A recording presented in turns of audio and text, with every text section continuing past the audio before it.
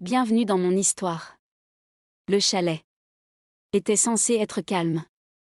Juste nous, à l'abri du monde pour un week-end rien. Qu'à nous. Mais dès qu'on a frappé à la porte, le silence a été brisé.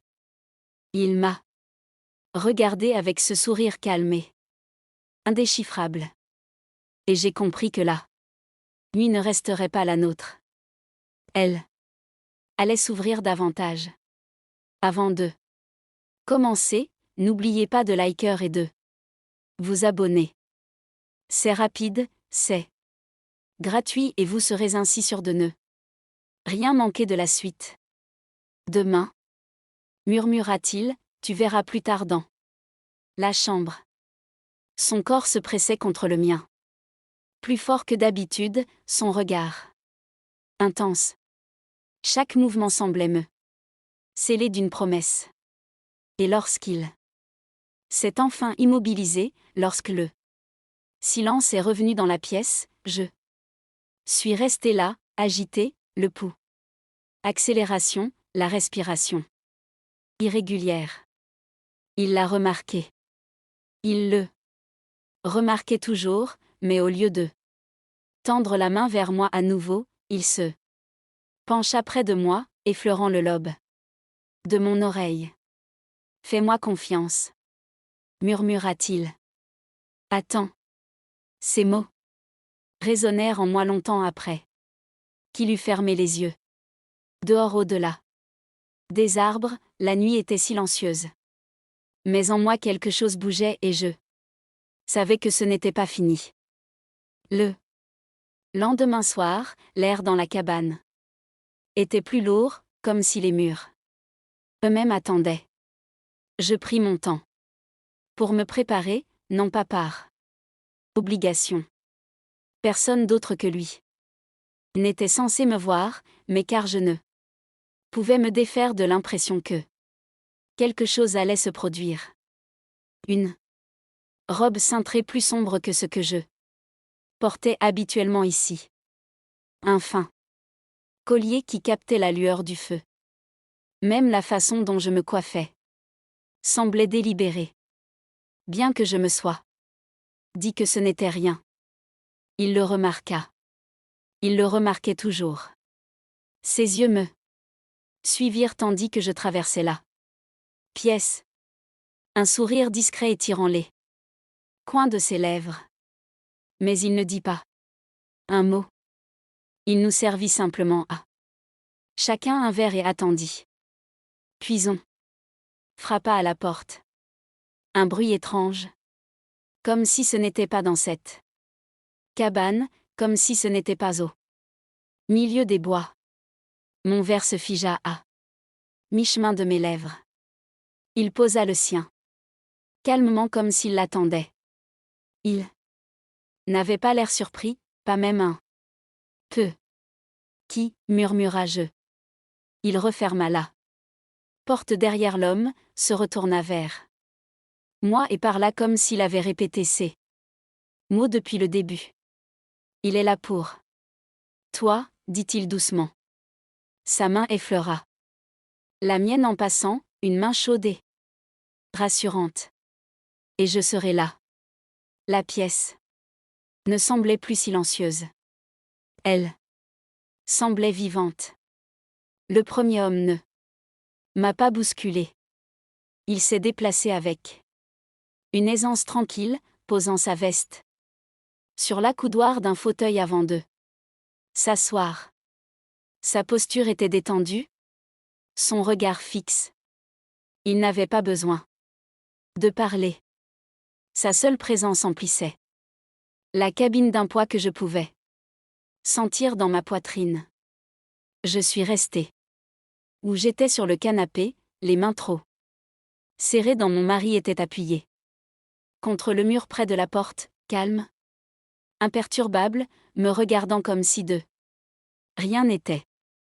Lorsque nos regards se sont croisés, il m'a fait ce petit hochement de tête mesuré, celui-là qui signifiait toujours tu es en sécurité, je te protège. Puis on a Frappé une deuxième fois. J'ai eu le souffle coupé. Cette fois, je l'ai regardé en premier.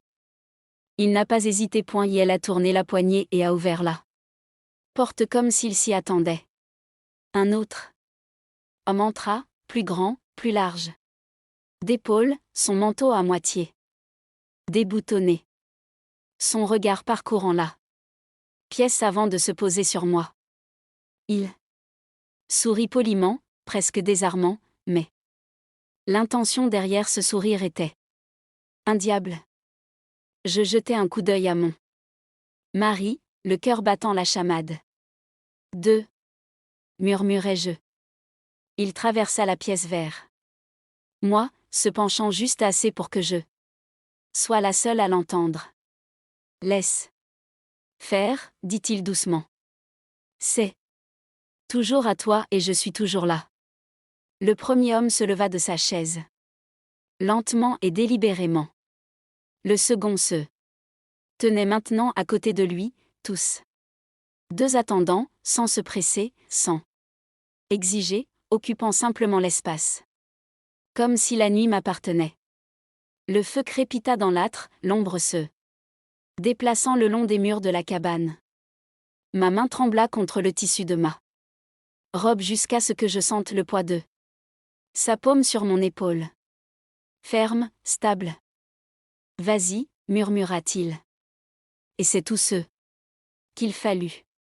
Le silence dans la pièce s'épaissit, se chargea. Ce qui avait commencé comme une surprise se déroulait déjà en quelque chose que je ne pouvais plus prédire. Le premier invité se tenait à quelques pas, patient comme s'il avait été, on m'avait dit que la nuit s'écoulerait à mon rythme. Le deuxième attendait près de la cheminée. Les bras le long du corps, le regard fixe. La cabane semblait à la fois plus petite et plus grande. Les murs clos. L'air immensément ouvert. Puis on frappa une troisième fois. Le bruit était plus doux que les deux premiers, mais plus fort. Je me tournai vers mon mari avant même que la porte ne s'ouvre. Il était déjà en mouvement, déjà calme. Quand le troisième homme entra, silencieux, serein, avec une présence qui n'avait pas besoin de s'annoncer, mon respiration se coupa. Mon mari referma doucement la porte et vint vers moi. Une main sur mon épaule, l'autre à ma taille, un léger mouvement de tête. Il est là pour toi, répéta-t-il, ces mots comme une clé dans une serrure. Je suis juste là, inquiétais-je. C'était tout ce dont la pièce avait besoin. Le premier homme s'approcha. Il ne tendit pas la main vers moi tout de suite. Il me tendit la main comme il l'avait fait à une porte, le genre de geste qui vous fait franchir le seuil de vous-même. Quand j'ai posé mes doigts dans les siens, la pièce sembla se taire.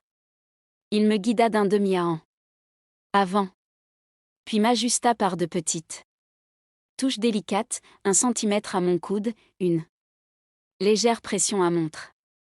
Une ligne qui semblait inévitable. Une chaleur s'accumula sous ma peau en lente vague. Je fermai les yeux pour une inspiration et quand je les rouvris, j'ai trouvé mon mari. Il hocha la tête. Une fois, le sol retombait sous mes pieds. Le premier homme s'écarta. Le courant ne se brisa pas. Il changea seulement de direction. Le second s'avança plus lourd de présence, plus lent dans son rythme. Il tenait l'instant comme un taureau entre ses mains sans le renverser. Il ne me pressa pas. Il me laissa m'y imprégner. La pression monta doucement, couche après couche, jusqu'à former une croûte et se briser sans cérémonie. Pas d'éclat. Juste une ouverture. Mes genoux Fléchir. Un son m'échappa, un son que je n'avais pas prévu. Je me suis agrippée au dossier du canapé et j'ai senti le tremblement me parcourir les jambes puis me laisser plus chaude qu'avant. Le tissu a bougé, l'air a changé. Mon mari s'est rapproché, sa paume trouvant ma nuque, ferme et sûre. Reste avec moi, a-t-il murmuré. Je l'ai fait, je l'ai regardé, j'ai respiré. Le sol est revenu, le troisième homme s'est avancé. Il n'a pas revendiqué l'espace, il l'a créé. Il m'a cerné en quelques secondes. La façon dont ma respiration s'est raccourcie puis s'est régularisée. La façon dont mes épaules se sont levées quand j'avais besoin d'une pause. La façon dont mes mains cherchaient un bord auquel se tenir. Chaque fois que il se pencha et vint à ma rencontre. Chaque fois que je me redressais, il me retenait. Une autre présence se joignit à moi sans me remplacer, mais seulement en m'ancrant. Une main sur mon épaule, un poids silencieux qui me disait « Ne bascule pas au-delà de tes forces ». Ce n'était pas un flou, c'était un courant unique. Guidé. Bien, dit mon mari d'une voix basse à côté de moi. Tu es en sécurité.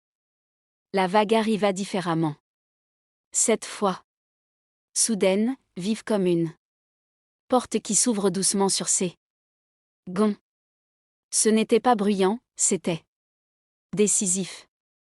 Mon dos se souleva, mon souffle se coupa et puis tout se relâcha. Les hommes sentirent la même chose que moi. Ils s'éloignèrent avec une délicatesse qui ne laisse aucune trace. Je restais debout, une main sur le canapé, l'autre pressée contre mon sternum, comptant les battements jusqu'à ce que la pièce retrouve son calme. Je pensais que c'était fini, puis on frappa. Une quatrième fois. C'était presque comme un jeu, comme si la nuit elle-même refusait de s'éteindre. Je me retournai mi-incrédule, mi-prête. Mon mari ne sourit pas, il n'en avait pas besoin. Il ouvrit la porte et l'invité suivant franchit le seuil avec une assurance tranquille, les manches déjà retroussées, le regard respectueux et attentif. Mon pouce s'accéléra, mais la peur ne vint jamais. Seulement de la chaleur, seulement la sensation d'être observé plutôt qu'emporté, retenu plutôt que pressé. Il ne m'entourait pas. Le premier se retira tandis que le suivant trouvait une place qui soutenait plutôt que de me voler. Les mains ne saisissaient pas, elles guidaient. Les voix n'emplissaient pas la pièce, seules les respirations. Si le feu crépita, puis s'apaisa. Dehors, la nuit se rapprochait des fenêtres. Mon monde se rétrécit, rythmé par l'attente du son de mon nom dans la voix de mon mari, quand il aurait besoin que je lève les yeux et le trouve. Juste ici, disait-il, presque sans un mot. La pièce s'adaptait à mon rythme. Quand j'avais besoin de silence, il arrivait. Quand j'avais besoin de pression, elle s'accumulait. Quand je me reculais, on me faisait de la place. Quand je me suis penchée, quelqu'un m'a accueilli. Des instants s'ouvraient et se fermaient comme des portes qui se referment avec précaution. Une vague est arrivée brutalement. Une autre, lente et interminable. Une troisième m'a tellement surprise que j'en ai oublié de respirer jusqu'à ce qu'elle passe, me laissant tremblante, mes mains glissant du canapé au poignet de mon mari qui me soutenait pour me redresser. C'est ça. A-t-il murmuré front contre front le mien un instant. Prends tout. Je l'ai fait, je me suis laissé faire. Quand la dernière vague s'est dissipée et que la pièce s'est apaisée, ils l'ont su. Les vestes ont été rassemblées, les boutons ajustés, les manches rabattent. Personne n'a parlé. La porte s'ouvrait et se fermait avec des clics doux, l'un après l'autre jusqu'à ce que la cabine ne perçoive plus que le crépitement du feu et le rythme de ma respiration qui ralentissait. Le silence n'était pas vide, il était plein. Il ne m'a pas demandé si j'allais bien. Il le savait. Il s'est approché de moi comme d'une ligne d'arrivée et a posé ses mains sur ma taille. Puis en a porté une à ma joue. Son regard m'a bouleversé. La fierté, le calme, la certitude que rien ne nous avait été enlevé. Quelque chose s'était ajouté. À moi, dit-il, non pas pour effacer la nuit, mais pour nommer ce qui restait après. J'ai hoché la tête, un peu chancelante, mais pleinement convaincue. Les derniers tremblements de mes jambes s'étaient dissipés. La cabane semblait être l'intérieur d'une promesse tenue. Dehors, les arbres retenaient leur souffle. À l'intérieur, j'ai laissé le mien s'échapper.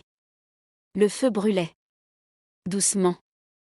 La cabane était encore lourde de tout ce qu'elle avait contenu. Dehors, la forêt se dressait, silencieuse. À l'intérieur, rien ne semblait vide.